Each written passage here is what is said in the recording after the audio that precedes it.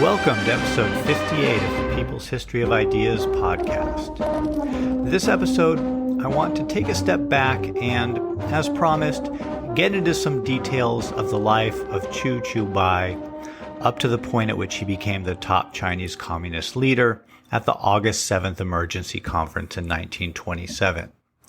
I think some listeners might have been surprised that someone who we had barely talked about beforehand became the top leader at that point. This is not because Qu had played an unimportant role in the Chinese Communist movement up until that point. Far from it. Rather, it's because I'm trying to be economical with my narrative here and how many names I throw at you.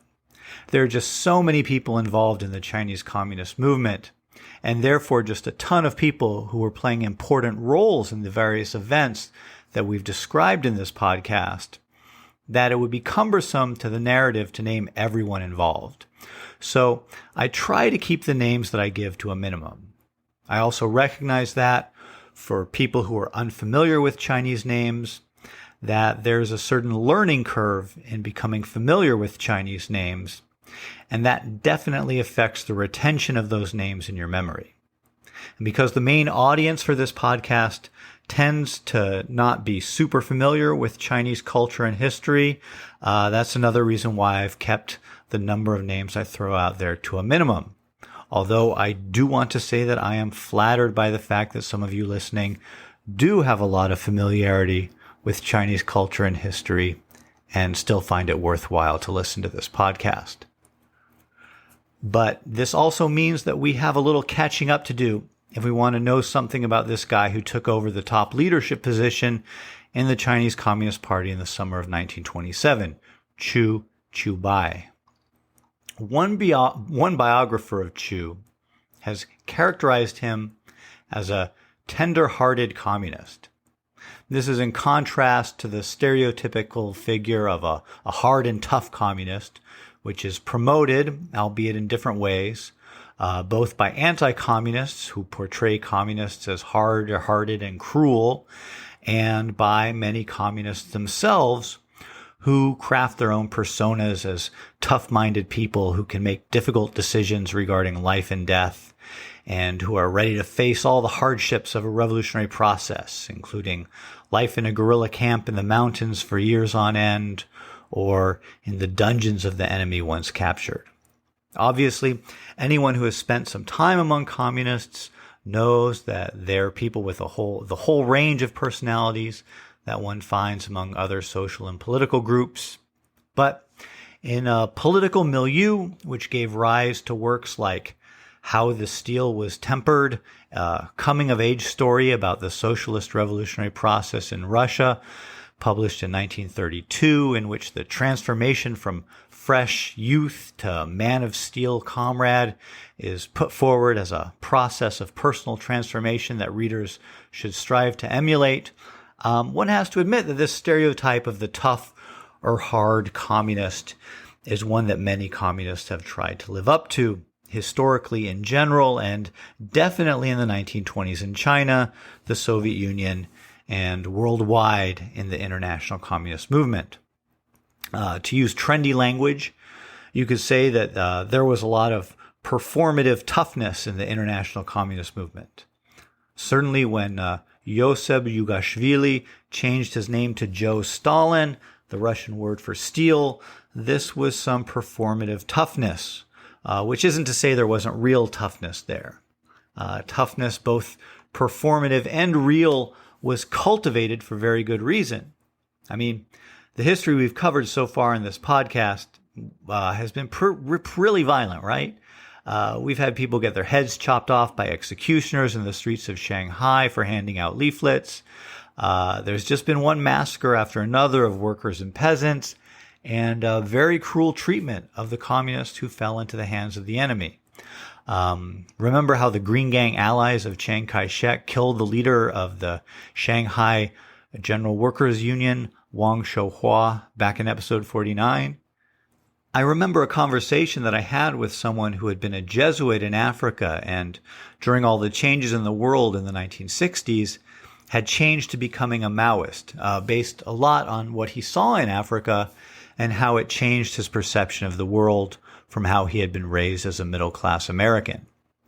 And we were talking about the communist movement, and the conversation at some point came to the issue of the whole need-to-know way in which information is supposed to be parceled out within communist parties. And one thing he said to me was very vivid, and even though I've interviewed a lot of people over the years, this has always stuck with me. He said that his people had this need-to-know policy because when the enemy is putting a cigarette out in your eye, you can't tell them anything that you don't know. So this realistic attitude toward what one might expect under conditions of arrest in many parts of the world, and for most of the 20th century, and certainly in China in the 1920s, definitely lends itself to communists trying to be, or performing being, or even becoming tough guys. So this is my long rambling preamble to Qu Qiubai and him being, according to one of his biographers, a tender-hearted communist, as opposed to all the big bad other communists who are tough guys. Anyways, let's look at Qu and his life and see why this biographer said this about him. Qu Qiubai was born in 1899 into a well-off landed family in Changzhou, about 175 kilometers up the Yangtze River from Shanghai. But despite the advantages of his birth, Qu's father was an opium addict, and he squandered his wealth and was not able to capitalize on his social position. This led to Qu's father moving away to take a teaching job, and he didn't send any money to help out his family back in Changzhou. He had left Qu's mother behind to take care of 6 children and a mother-in-law. The family was hounded by debt collectors, and apparently Qu's mother was treated pretty badly by his father's family. As the family sank further into poverty, Qu had to quit school and take a job as a school teacher himself. Then, when Qu's grandmother was sent off to Hangzhou to be cared for by a different branch of the family, which could better afford to take care of her, the journey was too difficult for the sick old lady, and she died soon after arrival. The death of the old matriarch opened the floodgates for Qu's mother's in-laws to pile on their abuse. She was unwifely, so her husband had left home.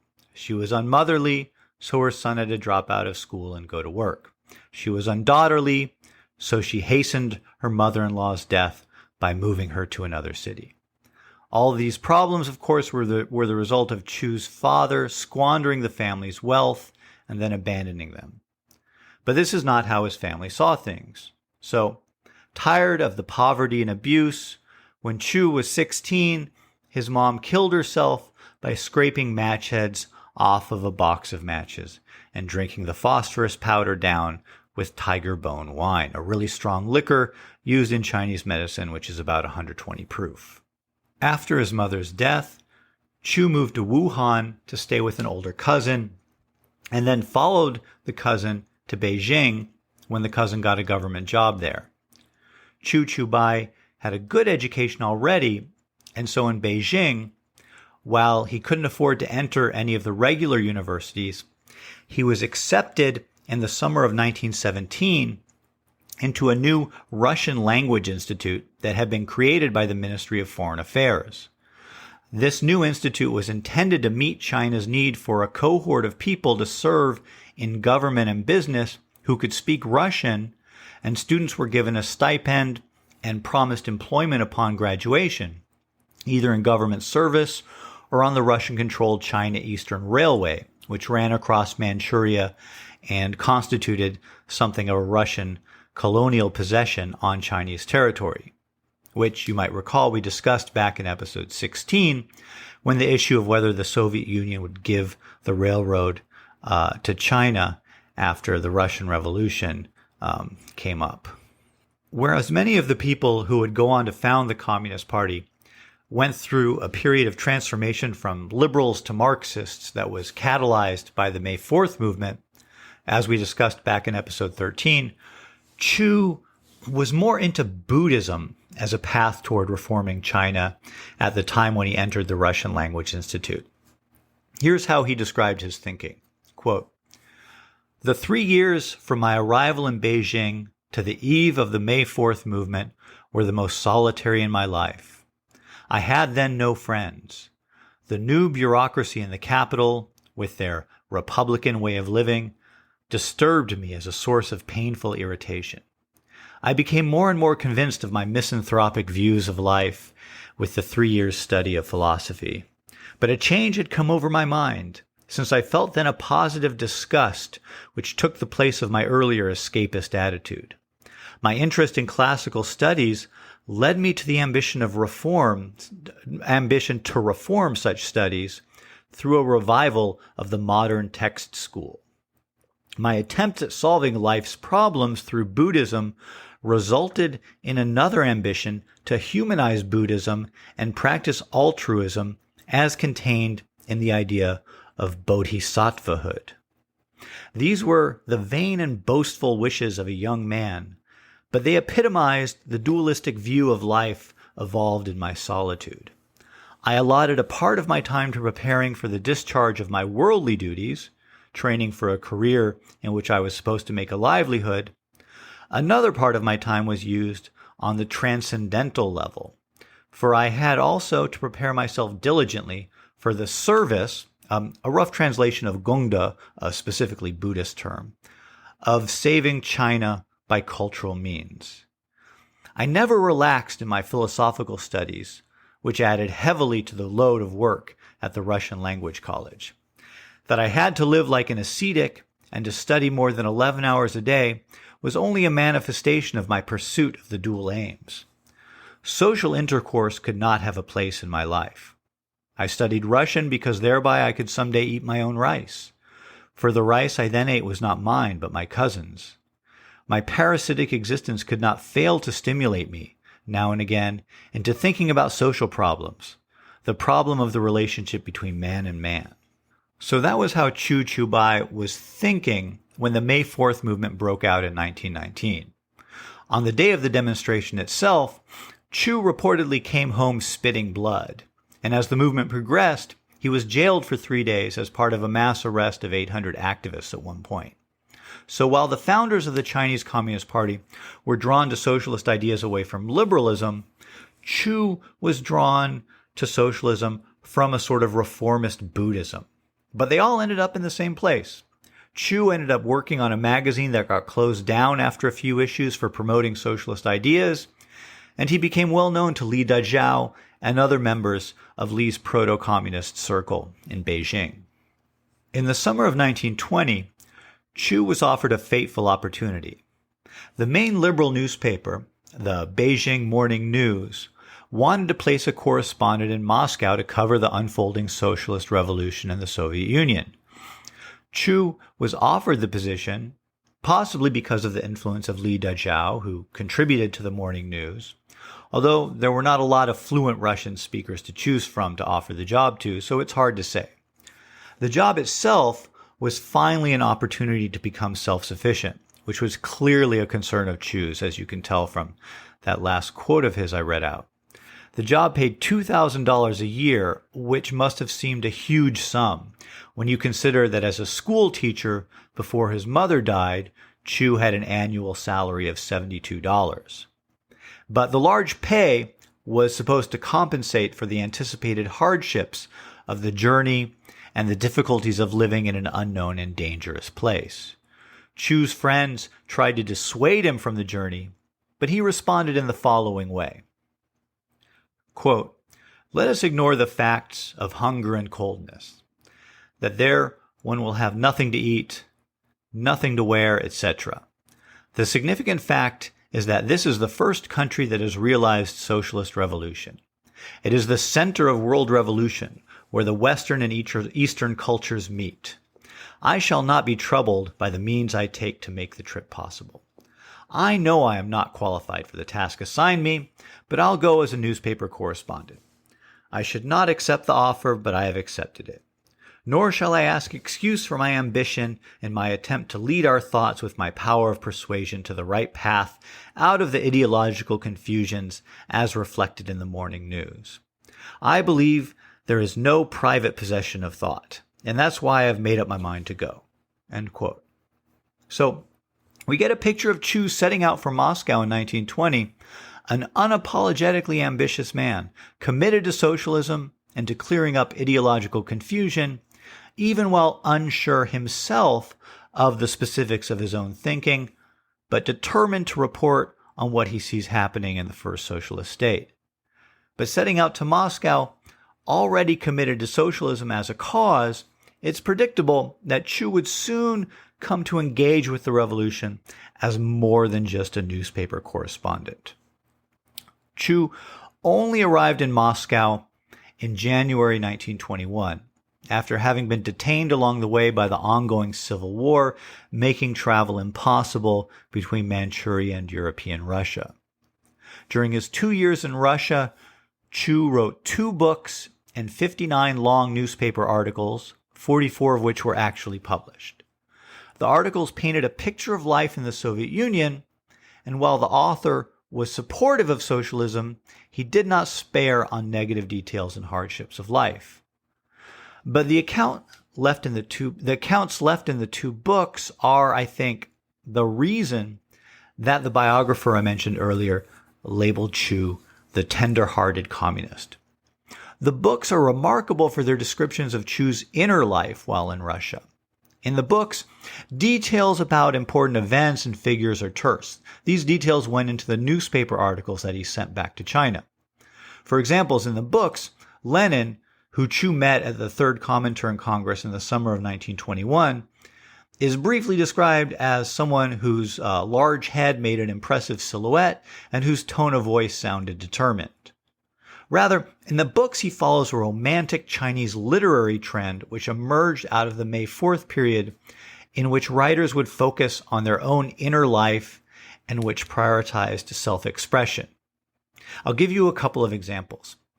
In the postscript to the first book, A Journey to the Land of Hunger, Qu wrote, quote, "Human history throughout the centuries is but a series of visions, one nightmare quickly succeeded by another, which appears in one's consciousness as in the moment when the blood is rushing to the heart.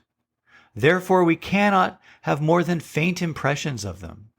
Social phenomena, with all their endless involvements and myriad reflections, cannot also but leave faint traces because they are only so many undulations of the heart wave.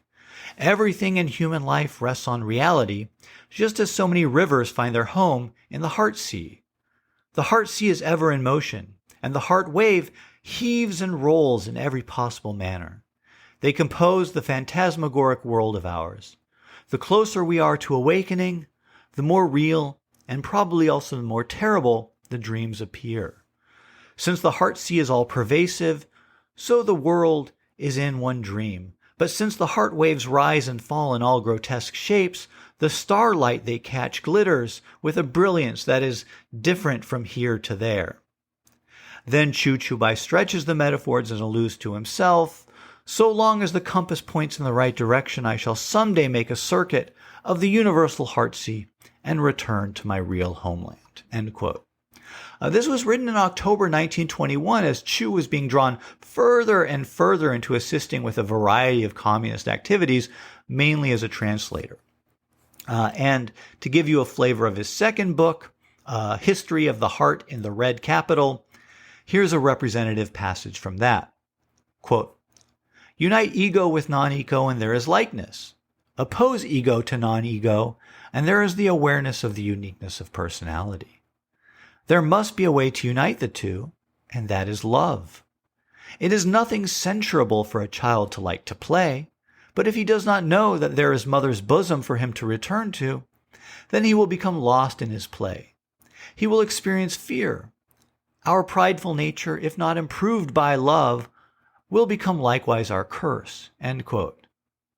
So we can see this lingering Buddhist influence mixed with Qu pursuing this literary trend of self-expression and romanticism, which, by the way, he was considered to be very good at, is really not the sort of thing you expect to see when you're given a window into the soul of someone who's on the fast track to playing a leading role in a communist revolution.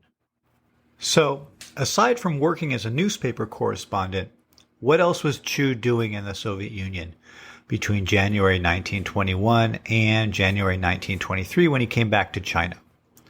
There was a growing wave of Chinese students coming to the Soviet Union during this time, and so he was drawn into working as an interpreter for these students, as well as in various official meetings where Chinese communists attended, which had to do with the development of the international communist movement, such as the Comintern Congress mentioned earlier, where he met Lenin, and the Congress of the Peoples of the Far East in 1922.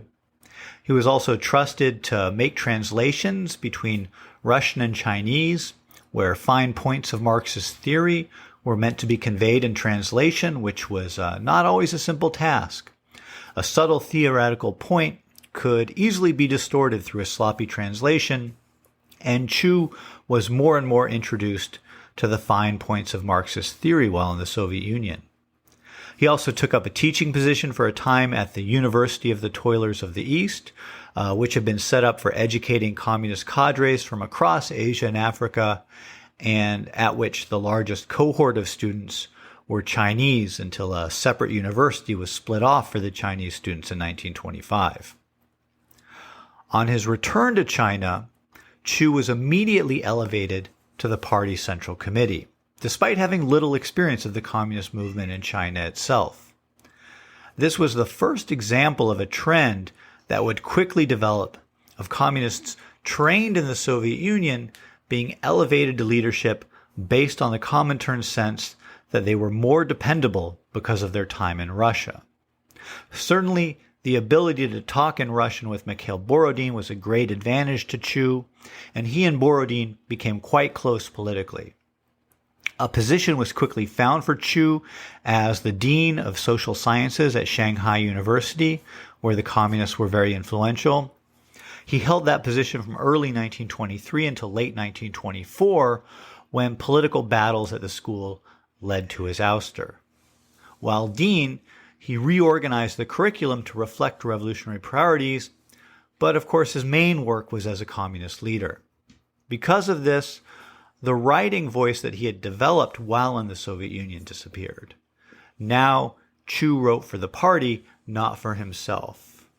But despite the fact that he no longer pursued the avant-garde writer's vocation, he was very respected in literary circles and was a great asset for party work with intellectuals in cosmopolitan Shanghai.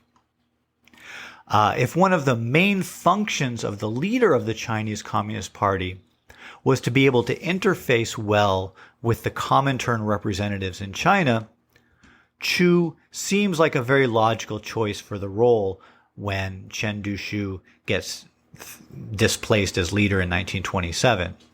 When Besso Lominadze came to China, he spoke no Chinese, so it had to be very appealing to Lominadze to work with a Chinese leader who spoke Russian. And by the time 1927 rolled around, Qu Qiubai had accumulated 4 years of very active leadership experience in the party, even if he didn't quite stand out in the way some other leaders may have. All right, I think this brings us up to date on Qu's background, at least as far as we are with where this podcast is in examining Chinese history. Of course, this association of the tender-hearted communist with the new line of armed struggle whenever and wherever possible was no doubt intended as ironic on the part of the biographer who gave that label to Qu Qiubai. But if Che Guevara was right when he said that the true revolutionary is guided by a great feeling of love, maybe it isn't inappropriate. All right, that's it for this episode. And remember, reviews and ratings can help other people to find this podcast. So please do consider leaving a review or rating if you enjoyed this episode or learned something. And thank you to everyone who has already left a review or rating.